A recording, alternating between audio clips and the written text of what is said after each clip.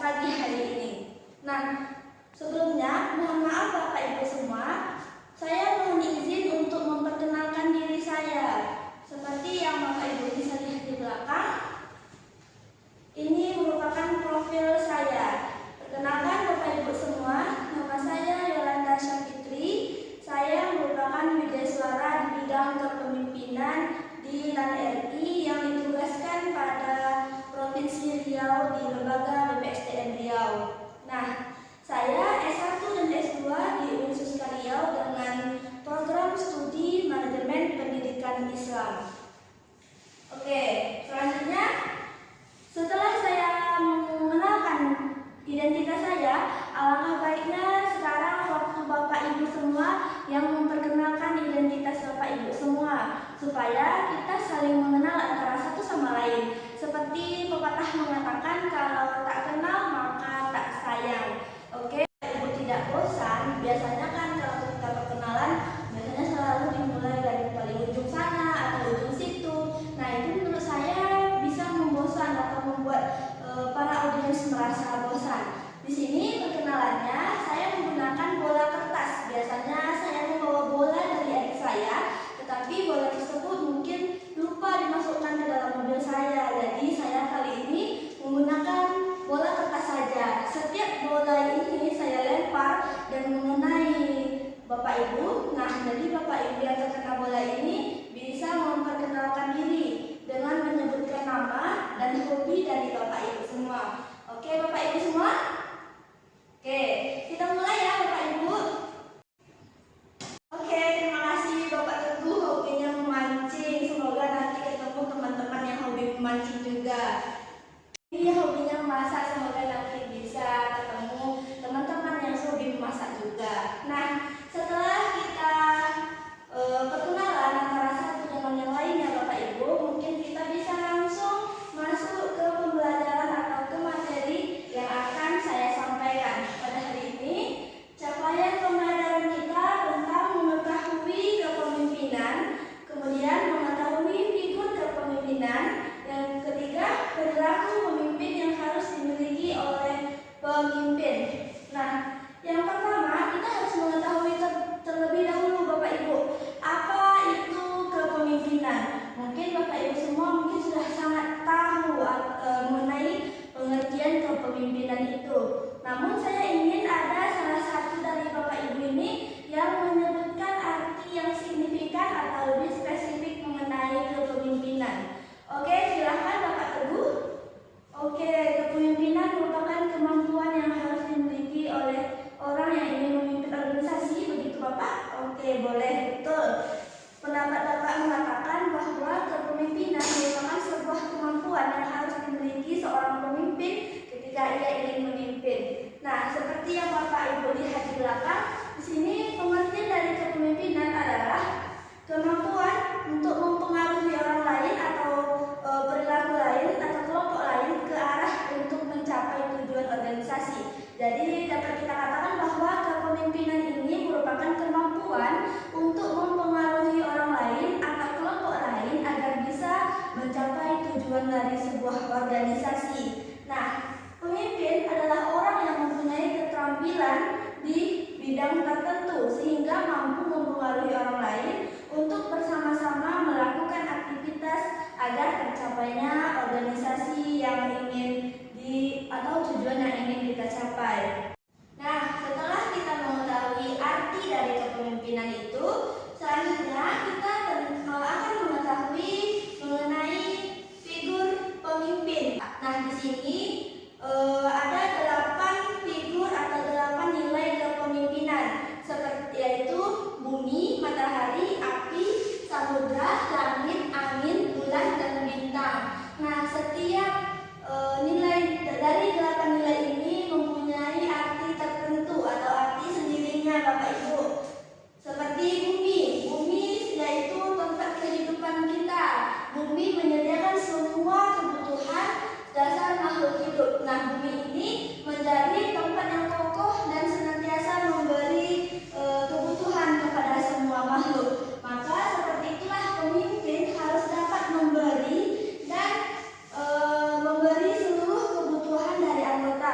memberi ini tanpa ada rasa pamrih ya Bapak Ibu semua.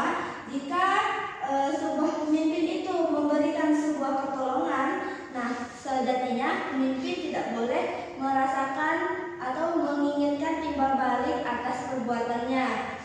Nah, jadi pemimpin harus dapat menjadi tempat untuk diandalkan oleh tim atau anggota dari sebuah organisasi. Selanjutnya, tentang matahari. Matahari mempunyai kegunaan yang sangat banyak untuk kita sebagai makhluk di dunia ini.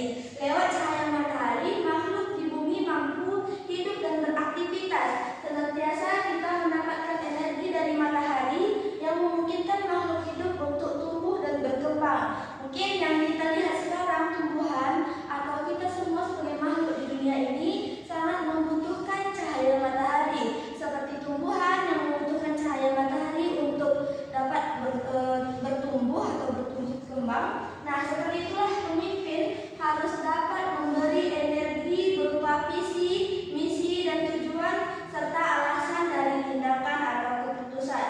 Nah, seperti matahari memberi dengan terus-menerus sehingga ia tidak menyadari bahwa ia telah banyak berbuat kepada sesama atau kepada orang lain.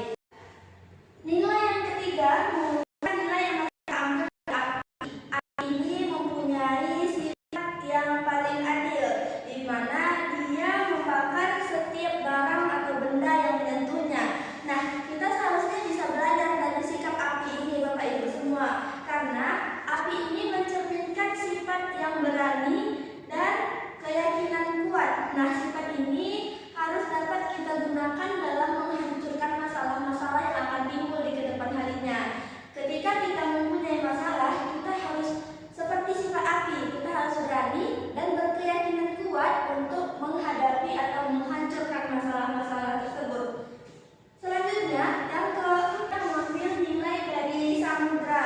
Samudra ini juga tidak harus menelan semua masukan tersebut. Kita senantiasa harus bisa memfilter atau menyaring pendapat-pendapat mana yang seharusnya bisa kita terima dan bisa kita jadikan sebagai masukan atau penguatan bagi kita di kemudian harinya. Nah, Bu, Ibu-ibu atau Bapak-bapak sekalian, ini masih poin nomor 5. Ada banyak 3 poin lagi. Nah, sebelum kita lanjut ke poin ke-6, saya mungkin akan memulai dengan pantun terlebih dahulu, karena saya lihat Bapak Ibu sekalian nampaknya sudah kurang fokus atau sudah buyar pandangannya. Nah, jadi ketika saya pantun, Bapak Ibu semua jawab suai, oke? Bapak Ibu. Nah, saya mulai pantunnya. Anak kecil bertatih-tatih. Suai. Turun tangga belum bisa. Suai. Biarlah badan berletih-letih. Suai. Asal tua bisa bahagia. Suai. Nah, Bapak Ibu dari pantun ini mungkin bisa menumbuhkan semangat dari Bapak Ibu semua. Setelah dengar pantun ini, Bapak Ibu semua merasa, wah saya harus semangat lagi nih belajarnya supaya bisa membahagiakan keluarga saya nanti. Nah, oke, selanjutnya kita masuk ke poin yang ke-6. Kita dapat mengambil nilai dari angin. Nah, angin ini dapat berhembus kemana saja yang dia mau. Ia terbentuk ketika ada perbedaan di tekanan udara. Maka, pemimpin merupakan seseorang yang keberadaannya atau pengaruhnya bisa dirasakan oleh orang sekitarnya. Keberadaan pemimpin bukan sebagai simbol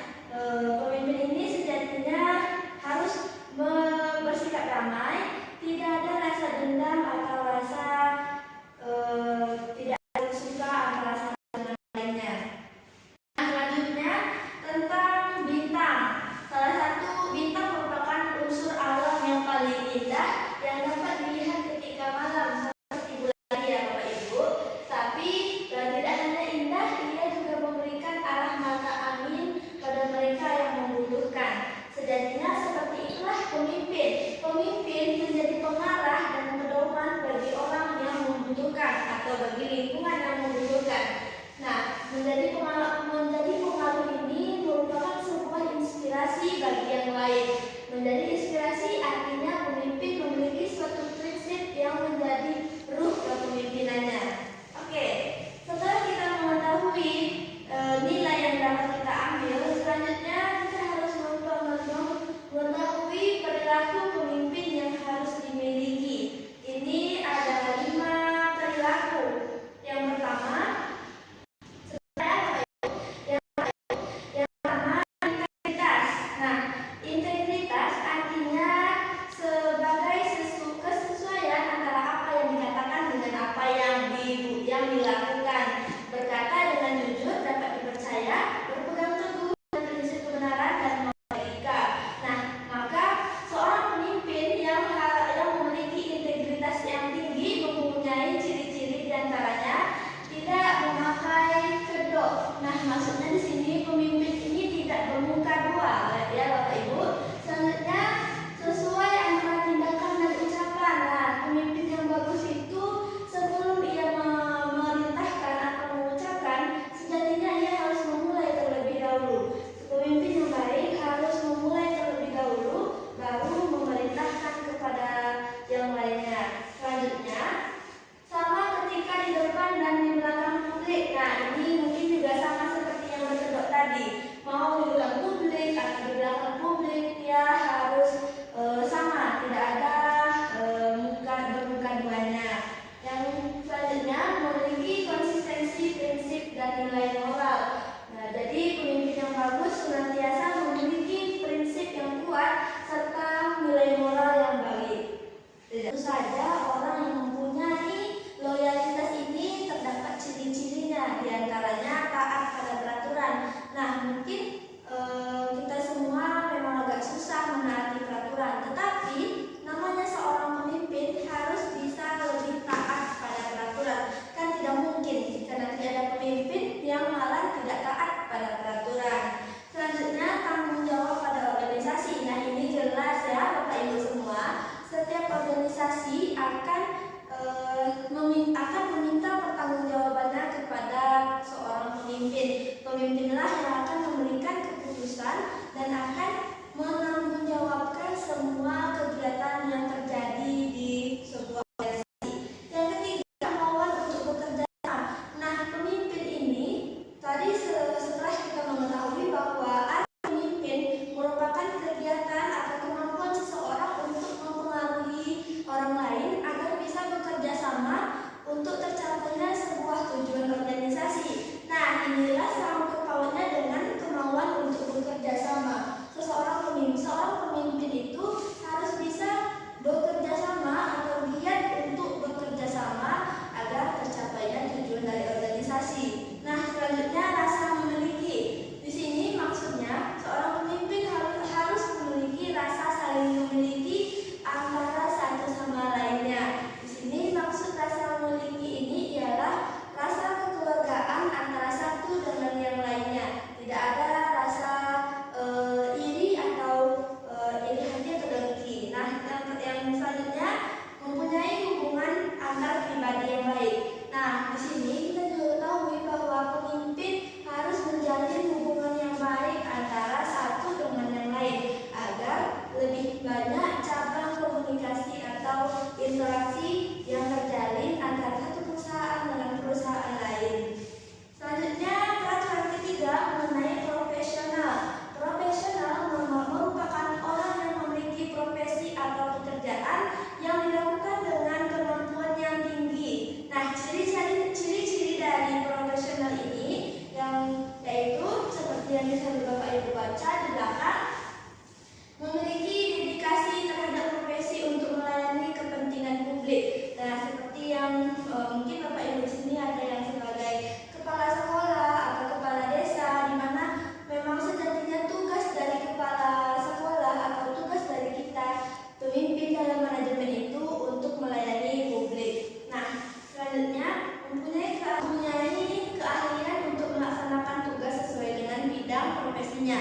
Nah, di sini orang yang mempunyai sifat profesional, ia akan melaksanakan tugas dengan sesuai dengan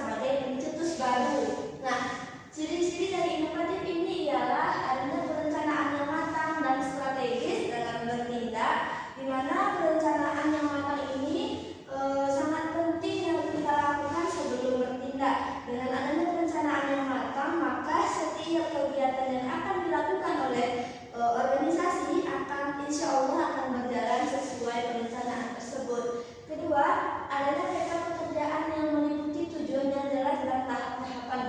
Nah, yang ketiga, adanya ukuran kinerja berdasarkan standar dalam bekerja, adanya solusi, dan adanya kreativitas dari gagasan yang baru atau out of the box. Nah, perilaku yang terakhir yaitu moralitas. Moralitas adalah kualitas dalam perbuatan manusia yang menunjukkan bahwa perbuatan itu benar atau salah, baik atau buruk. Nah, moralitas ini mencakup pengertian tentang baik buruknya perbuatan. Karakteristik pemimpin yang bermoral yang pertama, mampu berbicara dan menjunjung tinggi prinsip moral. Yang kedua, berfokus hal yang benar untuk organisasi dan orang yang terlibat. Yang ketiga, menetapkan sikap sebagai contoh. Yang keempat, melakukan hal yang benar meskipun tidak ada orang yang sedang melihatnya. Nah, pemimpin yang bermoral ini sangat menjunjung tinggi sekali peraturan-peraturan yang mengatakan benar atau salah. Ia tidak akan mau mendengarkan salah satu pihak atau ia tidak akan mudah goyah untuk mengikuti sebagian pendapat dari organisasi saja, tetapi ia akan memihak kepada sebuah yang benar, tidak akan pernah ia berpihak kepada sesuatu yang salah. Nah, yang poin penting dari moralitas ini bahwa pemimpin melakukan hal yang benar meskipun tidak ada orang lain yang sedang melihat. Di sini mungkin orang yang bekerja tunggu ada yang melihat. Nah, itu sebenarnya kurang baik ya Bapak Ibu. Kita sebaiknya tetap melaksanakan pekerjaan yang telah diberikan kepada kita